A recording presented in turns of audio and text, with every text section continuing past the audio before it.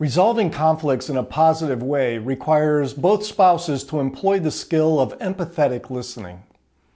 Many people have never learned this skill, and so they need to develop it. It'll take practice and time, but you can do it. There are 4 aspects to empathetic listening, but first we need a definition. In the words of Dr. Chapman, empathetic listening means seeking to understand what the other person is thinking and feeling. It's putting yourself in their shoes and seeking to understand the issue as they understand it, not just conceptually, but emotionally as well. The first step to do that is to verbally reaffirm how important your spouse and marriage are to you. When a conflict emerges, Dr. Chapman recommends you say to your spouse, "I want to hear what you have to say because I know it's important to you and I value our relationship."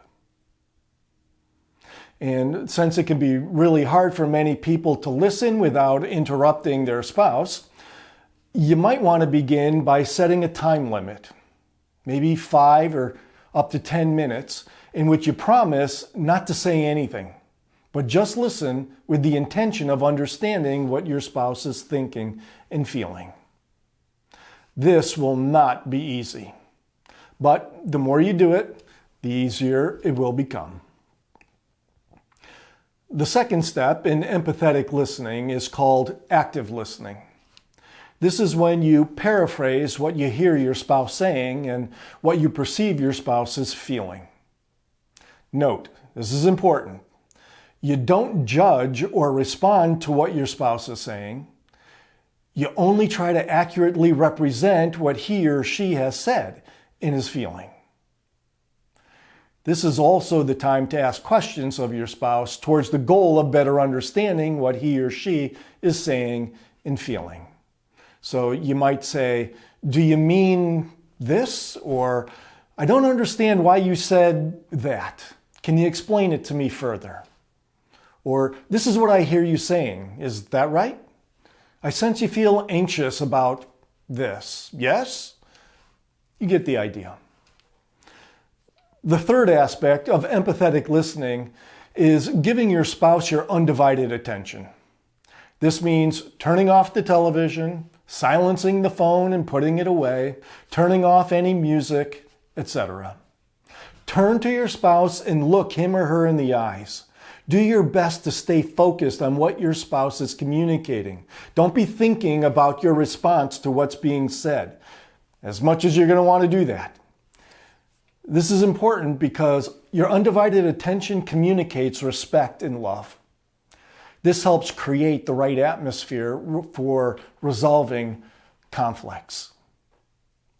This too will take a lot of practice.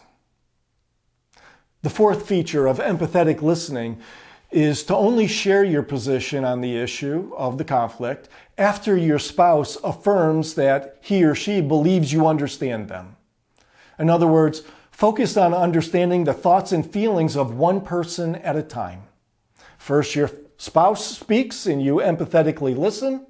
When everything has been adequately expressed and understood, then it's your turn to speak and your spouse's turn to empathetically listen.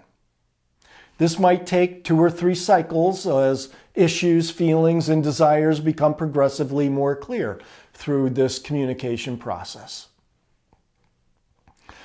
Dr. Chapman recommends that you ask and get a positive response to these 3 questions before you begin to speak your position and feelings on the issue.